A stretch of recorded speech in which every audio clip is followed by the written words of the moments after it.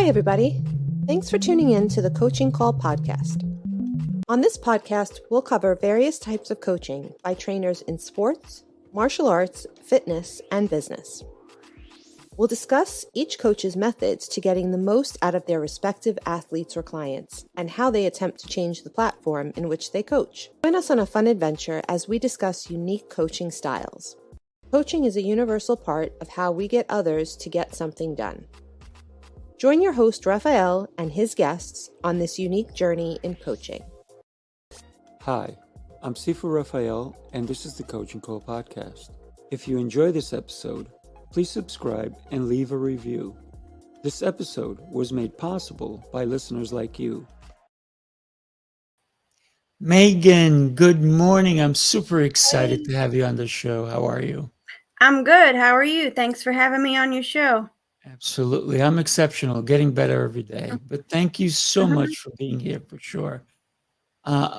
You're doing such amazing things, and we're going to get to what you're doing. But I want to get to know you and how you became who you are today. So for me, that always starts from childhood. Where'd you grow up? Who influenced you before the age of 10? Who made an impact in your life? Let's see. Who influenced me? Okay. Where I grew up is a small town in southeastern Alabama, USA. Nice. So I'm a Southern girl, born and bred. But I'd always first of all, I'm an actor. And how I got into acting, I always knew that I loved singing. Like my mom said, I started to sing as soon as I could talk. When I was like 2 years old, I just started singing around the house. And then I kept on singing for years and years, and I still do that to this day. And my mom's like, be quiet, stop singing so much. But anyway, so I always knew that singing and performing, and like I used to play pretend when I was a kid and put on little shows in front of my parents. And so I always knew that I had the performing bug from a very early age. But some of my influences were some of the movies that I used to watch, especially the musicals. One of them was the musical Annie, the one with Eileen Quinn as Annie and Carol Burnett as Miss Hannigan, the one from like the 70s or 80s, whichever it is. Right. Gotcha. But that one, watching that one really helped shape my love for musical theater. And also there was The Little Mermaid, the Disney movie, The Little Mermaid, and Mary Poppins, and just others like that. So that's what made me know that I loved not just acting, but musical theater. And then I'll tell you what happened after I was 10 years old, if you want. Sure, of course. We're definitely going to get to all parts of your life.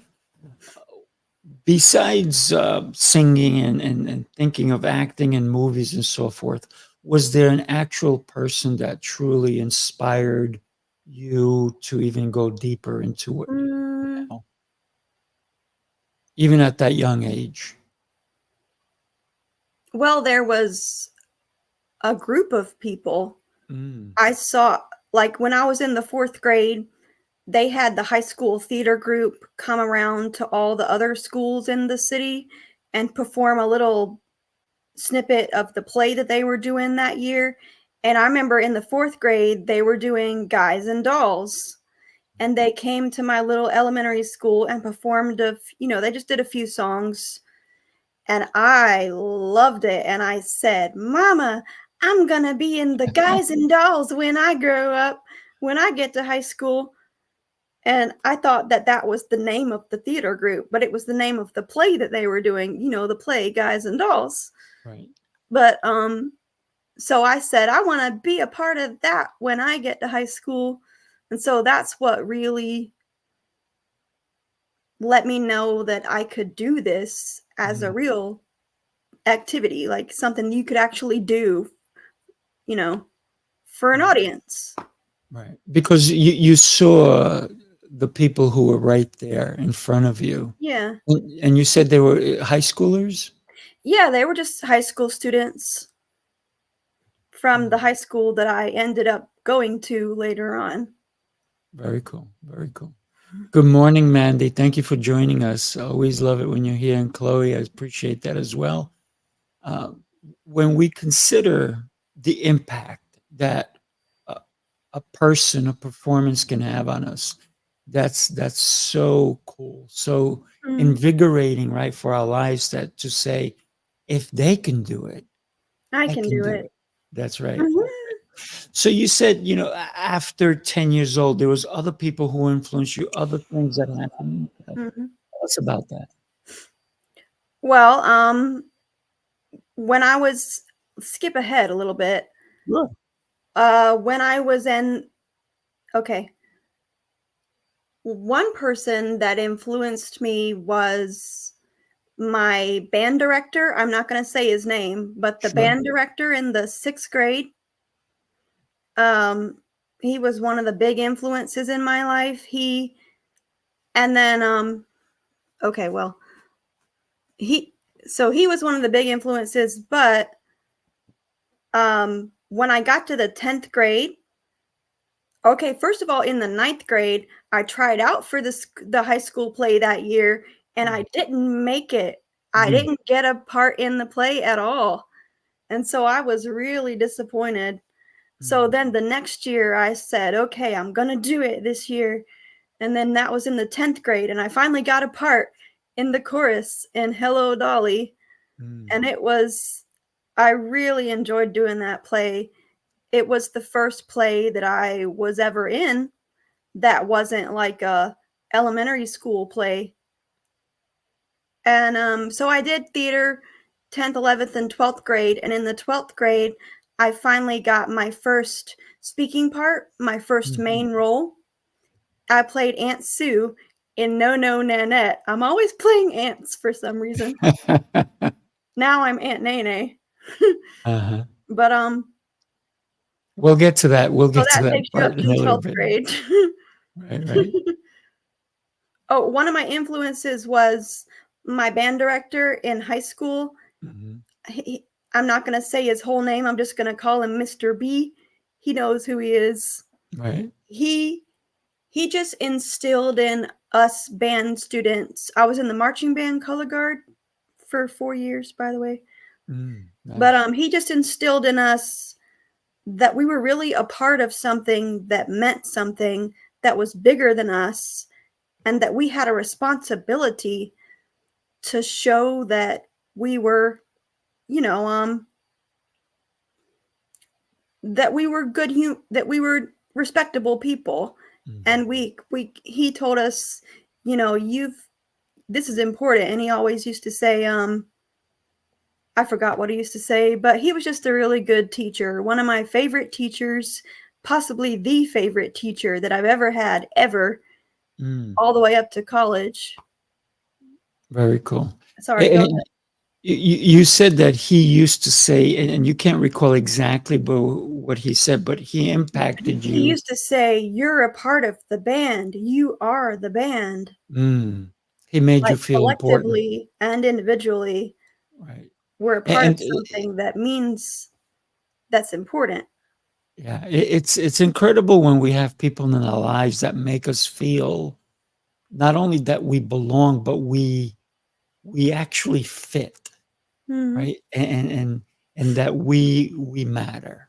And I think that's an important aspect that we should always take into account for the people who made us feel incredible. I think that, that's great that Mr. B made you feel that way mhm. as well. That's exactly what I was trying to get at. He made me feel like I mattered, Mhm. like I was important to something. Right. And he did a great job doing so because Mhm, it's important for all of us to understand that we do matter. mhm, Everything we do in life is we're here for a purpose. Sometimes we don't know that purpose right away, but we mhm. get to that purpose. So after high school, what made you still continue to pursue what you're currently doing now, or did you go off? Tell us about your journey. Well, after I graduated high school, I went to a junior college for the first 2 years of college, because I didn't know what I wanted my college major to be. I Mhm, was undecided major, and but for those 2 years, I was in the show choir at a local junior college, mhm, and one then I was thinking about where I wanted to go next, what school I wanted to go to next after the 2 years was over. And I thought, you know what? This acting thing, this theater thing is no longer just an extracurricular activity. Like, this is what I want to do for the rest of my life. mm, And so I decided to audition for a theater scholarship at a school called Troy University. mhm. And I got the scholarship. And then 3 years later, I graduated with my bachelor's degree in theater. And my experience at Troy was a really good experience. I got a good theater education there. It Mhm. was a kind of a smaller school, so each individual got more attention. It was like more of an intimate setting, Right. not like, you know what I mean? Oh, yeah. I get you, absolutely. And um that's very cool because I guess that, you get more mentorship, if you will, because it's a mhm. smaller school, right? Yeah, exactly. Who would you say influenced you, during those 3 years? All of my theater teachers were great. Which The one stood out? um there was one. He still let us call he was only there for a year. He was an adjunct professor, but Mhm, he's one of the professors that I learned the most from as far as acting goes. mm, He used to let us call him Professor X mm, because his name was it started with an X. I'm not going to say his name, but he was really great and he really pushed us, I meaning the students, to go further and to delve deeper and to do better in their acting. And then there was my main theater teacher who directed most of the plays that I was in while I was there. Her name was Mrs. A. mm, Or no, Mrs. M. mm, She knows who she is. But if it weren't for her, she gave me a lot of opportunities in main roles. Like, she took a chance on me and cast me in a main role in Nonsense the musical. mhm, I played Sister Amnesia in Nonsense, and I didn't originally when the original cast list came out, I didn't originally get cast in that play. But then she made some changes to the cast list and she decided to give me a chance to play that part instead, and it ended up being one of the best roles that I've ever played, mm, even up to this day, mm. even though it was like 20 years ago. Right, gotcha. See, you were not an aunt in that one, you were a sister. Yeah. What was that experience like? And you said it was one of the best roles you've played. Why would you say it was? Was it because you had more speaking, engagements? Was it the other people who were acting along with you? What was the experience that you say made it the best? Well, first of all, we had a great cast. There was only 5 of us, and Mrs. M played the Mother Superior, so she Mm, was actually in the play with us. So we really got to know each other throughout the mm, rehearsals and stuff. But anyway, um it was just the role of Sister Amnesia. I felt like it was it sounds cliche, but I felt like it was made for me mhm, because it's got everything that I'm good at. It's got comedy, it's got singing, it's got you know, kookiness. She's a little kooky and crazy and weird, which I am. So, and then I got to sing. There's this song at the end of the play that's a country song. See, the character Sister Amnesia, she can't remember who she is because a crucifix fell on her head. And so at the end of the play, she finally remembers who she is. And she's like, I remember it all. And she sings this country song because she's like, I wanted to be a country singer. And it's like, I'd like to be a country singer like Loretta Lynn with a deluxe Winnebago that I could travel in. And it just goes on. It's a country song. Nice. But I just felt like I felt the most like fulfilled as an actor. You say that was one of your best. It's one of my favorite. Favorite, right? Not your best, but one of your favorites. But the cool thing is that you even still remember the song, right? Yeah, because I use them now for auditions and stuff. So you're still constantly going on auditions, huh? Yeah, I've been pursuing acting professionally for about 20 years now. I lived in New York City from 2012 to 2018. And then in 2018, I moved back home to Alabama. And then the pandemic happened and I stayed here for a while and nothing much happened for a couple of years. And then in the beginning of last year, I decided to, I started working with an agent here in Alabama. I found the agent. She's really great. She still sends me on auditions for theater, TV, and film. Nice. And then I started the Aunt Nae Nae Show last year. So tell us, I definitely want to know about the show that you started. Before we do that, I'd love to share with not just you, but our audience what's happening November 22nd through the 24th on communication. Take a look.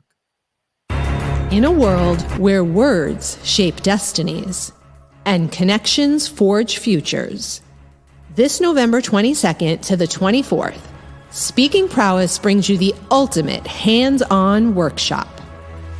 We have a lineup of some of the most influential communication experts in the industry. These are the voices that will guide you on a journey to enhance your ability to connect, influence, and succeed.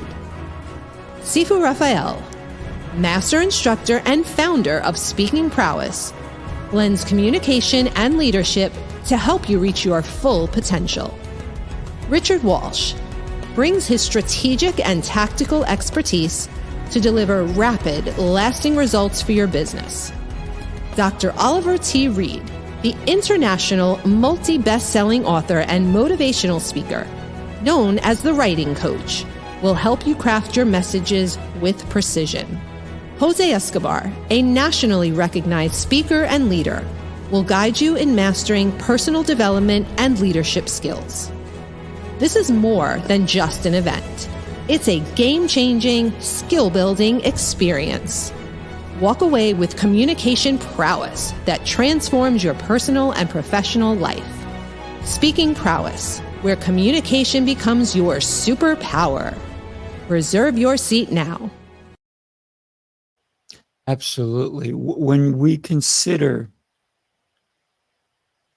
the shows, all the different things that you go on interviews, still, they impact you because of your communication skills, the way you can speak, the roles that you take, because every role is going to require different skills, if you will, right? And you decided to do this incredible, I guess, is it a YouTube show that you're doing now? Yeah, you want me to tell you about it? Absolutely. It's a YouTube show.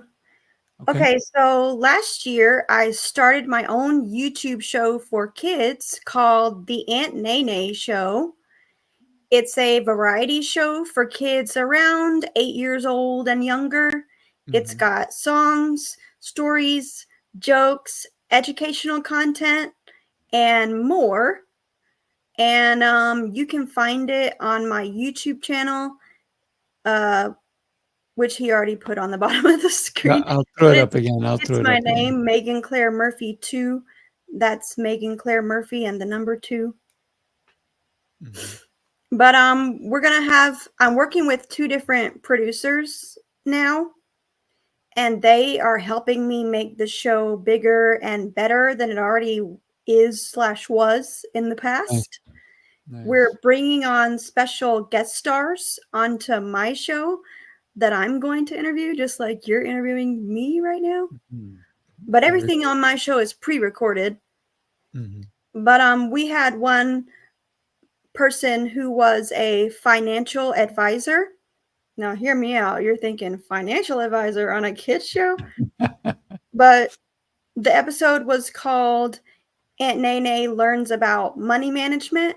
And she was teaching money management for kids in terms that kids could understand. And really, it was like, this is a quarter. A quarter is 25 cents. Well, how many quarters does it take to buy a jetpack? You need a lot of quarters for that, I'm afraid. Well, I guess I better start saving my money. What's a good way to save my money? Well, if you go to the bank and open a savings account, blah, blah, blah. It went on like that. And that's cool because it's teaching kids that they need to understand the concepts of money. Yes, because teaching life skills. money it does. We all know it doesn't grow on trees, but if we plant the right tree, we can get money out of that tree. Right? I guess so. Yeah. But anyway, we're having a Halloween spooktacular episode, which is gonna premiere on October 26th. That's a Saturday morning. I premiere all my episodes once a week, every Saturday morning, by the way. Nice. What time? It's gonna have spooky stories, and we're gonna sing a spooky song and something else, which is a surprise, which I think you're gonna like. So be sure to tune in to that on October 26th on my YouTube channel, Megan Claire Murphy 2. Or he's got it scrolling on the bottom of the screen there.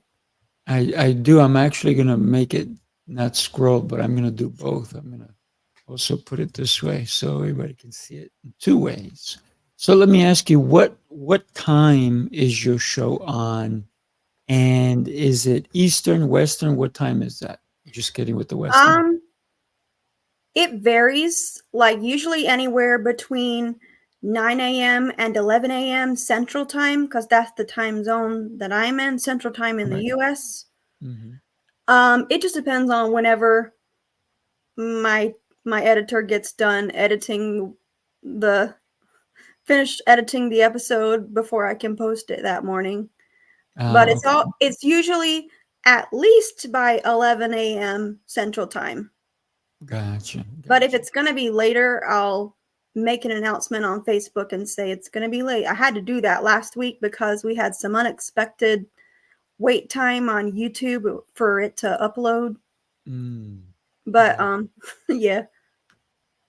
Yeah, these things unfortunately do happen with streaming and so forth, unless you're going live. When you consider, what was the reason that you actually decided? I know that the pandemic hit, you needed to figure something. What's the reason that you started it, and why are you continually doing it? Well, the main reason, the inspiration for the show was my 7-year-old nephew who calls me Aunt Nae Nae. And he lives in a different state than I do, and so we talk on FaceTime a lot. And one day I started playing this game on FaceTime with him. I just said, "It's the Aunt Nae Nae Show, hey!" And I started like saying funny things and doing silly stuff, and he loved it. And so we kept on doing it for a few weeks, just playing with my nephew on FaceTime. And then after a few weeks, I had the epiphany like, hey, I could actually turn this into a real show. Why don't I Love try it. it? And I know all these silly songs from when I used to be a summer camp counselor at Girl Scout Mm, camp. So I nice. thought, why don't I just sing one of those songs and make a video of it and put it on YouTube and see what happens? And Mhm. it got a modest amount of views, and I I was like, well, this is fun. I guess I'll keep on doing it. I was just doing it for fun in the beginning. I Mm, didn't expect anything to come from it.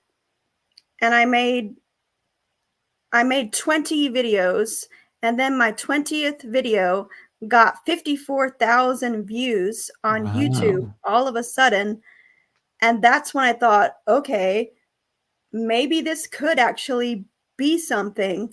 Mhm, And that's when I started working with two different guys who are my producers now. mhm, And then we started season 2, and we're going to make season 2 and 3 even bigger and better than season 1, because honestly, for season 1, it was just me with my mom or dad holding the iPad, using the iPad as my camera. mm, And it's like not a fancy iPad, like the right. most basic one. and then and then I got a iPhone. So Right, now I use that mostly for my camera. But there's a really great editing app on the mhm, iPhone called iMovie right. that I use a lot. But I also have a one of my producers does more professional editing for me when I need him to. Mhm. He's really good at that. That's good, and the fact that you're using your phone and what's available to you, that's just brilliant Mhm. on your part. We Like, we we can do a lot with our phones compared mhm, to back in the day when they were stuck on the wall with a wire, right? yeah. And I'm gonna be honest, we're a really low budget production right now. Mm, But as soon as I get more the funds to pay for it, we're gonna get a real camera and get more fancy equipment, and then mhm. we'll up the production value. Yes. Hopefully, we'll be able to do that within the next couple of years. Well, if you consider it, and I actually probably one of the benefits to your show is that it's real, it's raw, Mhm. right? Compared to some of these other high level productions.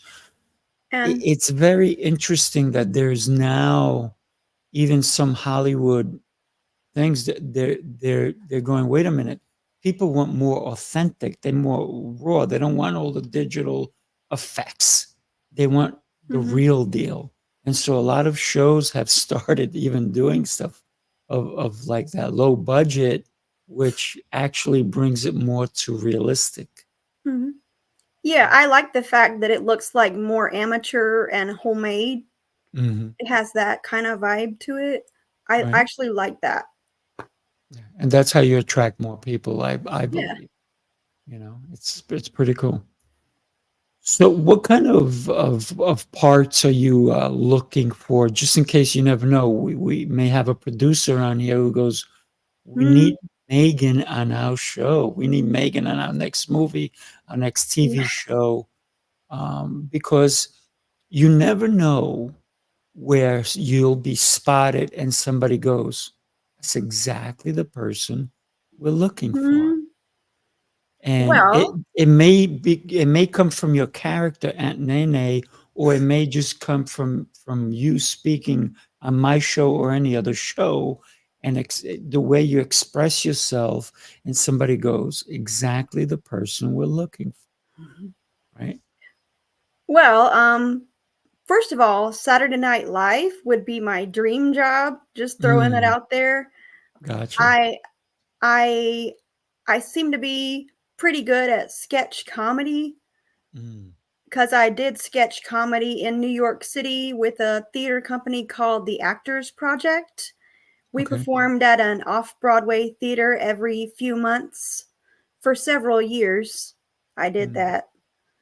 And also, I think since I have a kids show and since I have a lot of experience doing children's theater in the past, and I love kids and I love doing it, children's theater is the right avenue for me, Mm.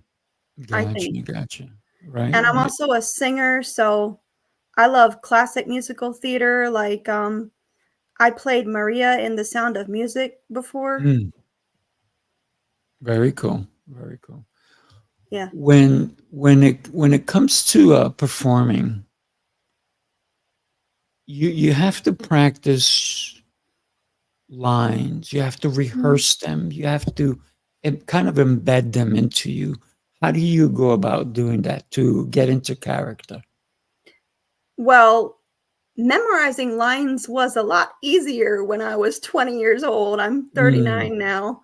But now I just like I have a process where I just I take it okay. For example, when I played Maria in The Sound of Music, that was a lot of lines to memorize. Mm. So I took it one scene at a time, and once I memorized one scene, I turned the page and I memorized the next scene, and then the next and the next. So I took it one little scene at a time until by the end of like 2 weeks I had the whole script, all my lines memorized. Nice. So that's usually what I do when I get a big role like that. Mm. I just read And the lines over and over again and read it over and over again until it sticks in my brain. mhm. Did you did you become Maria? Yeah. Mm. Well, I mean, I have no desire. I've never I get wanted that part. to be a nun, but I get that but part, but I'm yeah. saying, did you embody the character? Yeah, I think so. Okay. Do you when you get into character, do you let's talk about method actors, people who take on a part.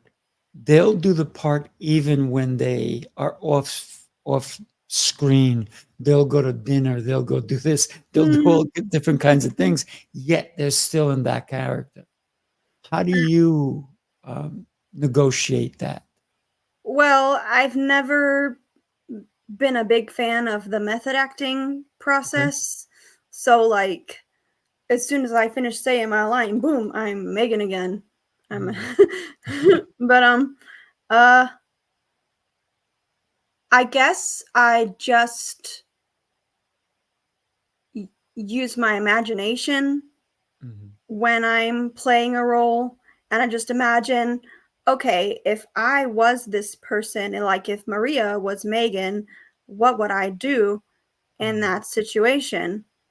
Like how would I say this line to this person and how do I feel about this person? You know, Mhm. I guess I just don't really have a one specific method that I use. I just kind of go by my instincts, I guess you could say. Gotcha. Gotcha. So when you consider, you said you're more children's theater and musicals and all that kind of Mhm. stuff. Have you considered or have you gone on any serious roles where you actually have to truly play a character that's not necessarily for children or singing, but more of a serious character?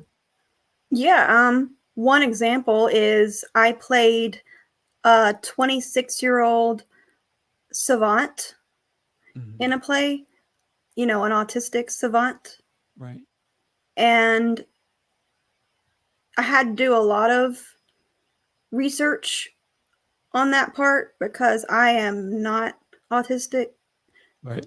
But let me see how I should say this.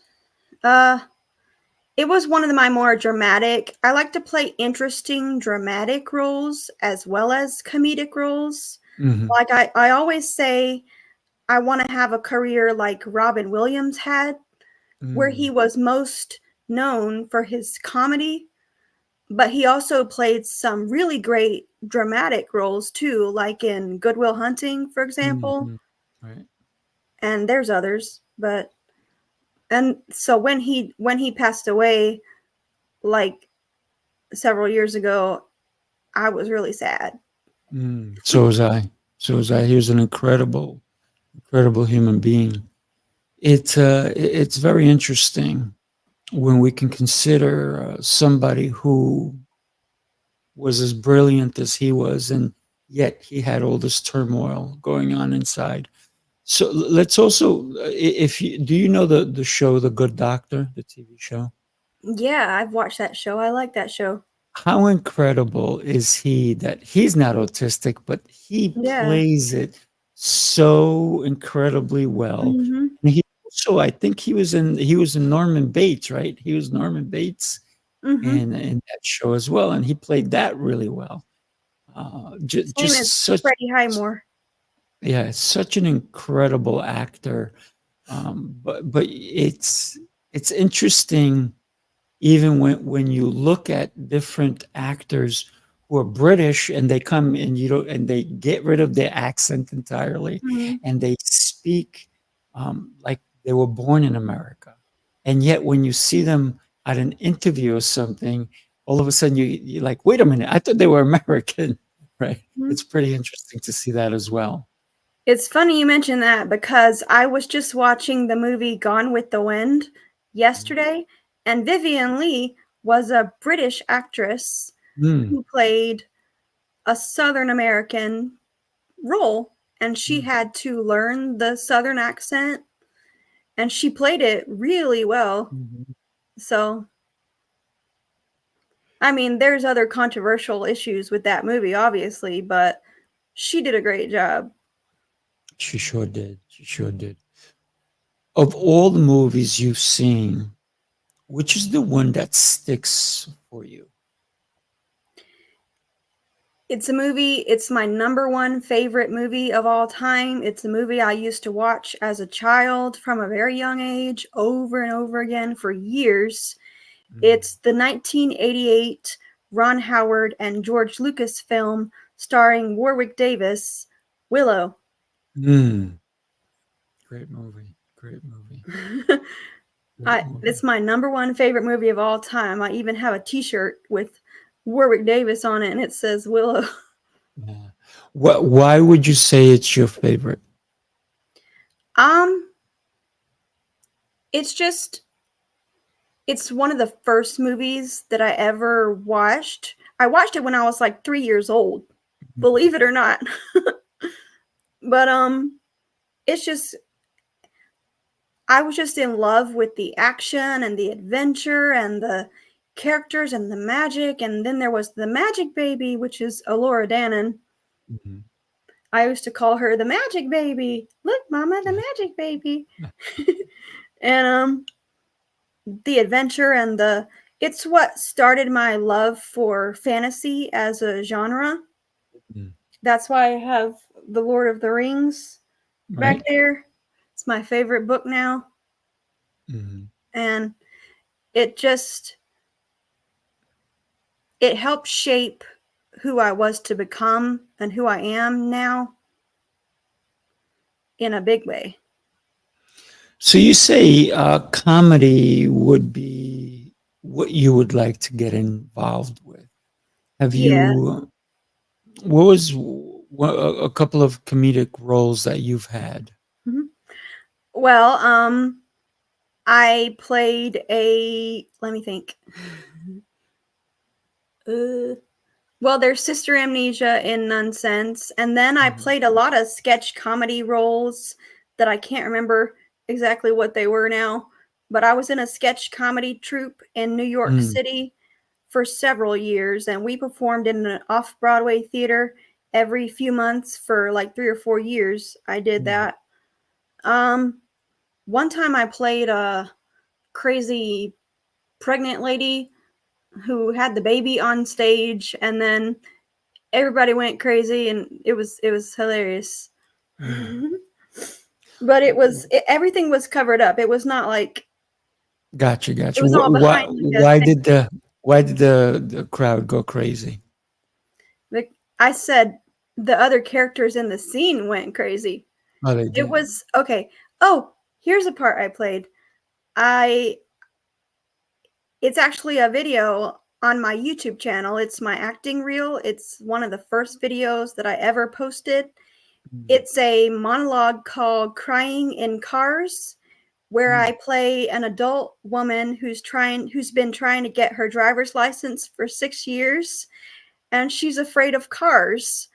And Wow. so it's just funny. She sings the Dolly Parton song, and she's like, I have to have my Dolly Parton music with me.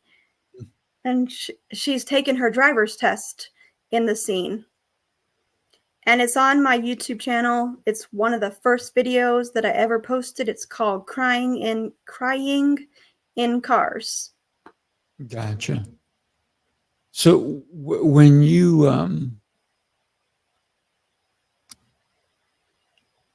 would you rather be in TV shows and movies on Broadway? What would be your choice if you had your choice? Well, I would like to have it all. I would like to have my own show, the Aunt Nae Nae Show, and also maybe have a role on Broadway eventually, at least once, so I can say I fulfilled my dream of being on Broadway. And I would like to work in TV and film as well. I want to do everything. Love it, love it. It was I saw something by Jim Carrey, and he said that his dad taught him the most important lesson because his dad could have been one of the greatest comedians out there, but his dad went for safety and became an accountant instead. And he went for safety, but later on got fired from that job, and they went through a struggle. So, considering what his dad went through, Jim Carrey said, it does not matter. Safety does not always mean safe, because there can also be something that goes wrong, like it did for his dad, and they had a struggle. So he said it is better to go for your goals than go for safety. So I encourage you to continue what you're doing, and encourage you to keep doing your show and keep doing podcasts. And thank you for coming on my show and sharing your expertise and your gift with us, because I believe that we all have a time when we will all shine. And I know your time is coming. I'm excited for you. I'm excited for what's coming up next. When you said you're in the process of working on your season 2 and your season 3, when Yeah. is that going to happen? I think we're into season 3 now. Okay. I don't really know when season 2 ended and when season 3 started, but they're all just on YouTube. It's on a playlist on my YouTube channel. It's a separate playlist because there's a lot of other videos on there too. But it's a playlist called the Aunt Nae Nae Show, is where you can find all the episodes, and all the episodes are marked as made for kids, while the other ones are not, most of them. So the majority of your shows are for kids or adults? The Aunt Nae Nae Show is for kids. The Okay. other videos on my YouTube channel that are not part of the Aunt Nae Nae Show are mostly for adults. And how old? It's all like rated G, so anybody Gotcha. can watch it. Gotcha. Cool. So the Aunt Nae Nae Show, because I teach a lot of kids, so I would love to recommend it. What's the age group that you recommend your show to? Around 8 years old and younger, like birth to 8 years old. Gotcha. Okay. Some of the Yeah, episodes, like a 10-year-old might enjoy. Like we're having one episode where I went to an arrowhead and fossil show, and they had a bunch of arrowheads and fossils on display, and I took video footage of them, and I made a voiceover explaining the history of arrowheads and stuff. So a 10-year-old cool. might like that one. Right. Okay. Excellent. Yeah, I'll definitely recommend your show to a lot of the kids that we know. And what's the next step for you to be found? What do you think that step is? Well, first of all, let me say for the future of the Aunt Nae Nae Show, I just want to continue to. I like knowing that I'm doing something that makes kids happy, and that's my goal. It's not about me. I don't care if I'm ever rich or famous. It's about the kids. And I want to inspire kids to find their gifts and find their talents. And I want to inspire kids to learn new things. And the big lifetime dream is to have a hit show on a network like PBS, like the Mr. Rogers Show, or even Sesame Street. Nice. Like, that's the avenue that I want to go in. But the 5-year plan is to get my YouTube channel monetized so that I can, I'm sorry, the phone's ringing. Don't worry. So that I can start making a modest living from the Aunt Nae Nae Show, because I don't have a day job right now. That's why we're such a low budget production. I got you. I got you. Well, I want to wish you the best, and I think you're doing great stuff, especially when you're inspiring our youth. Because to me, our children are our future. So thank you for all that you're doing, and everybody go check out Megan at her Aunt Nae Nae Show and get the kids involved. Right? Yeah, The if you more have listeners, kids, the more watchers. grandkids, Great. nieces, nephews, if you're a teacher, or if you work with kids, check out the show. Yeah, yeah. And if you ever want a kung fu master to come down, let me know. One of my producers is like a taekwondo expert. Nice. Nice. Very cool. Very cool. All right, Megan, it was a pleasure. Thank you so much for being on the show. I truly appreciate it. Have yourself an exceptional day, and everybody, make it a great day. Have a great day. Bye. Thank you.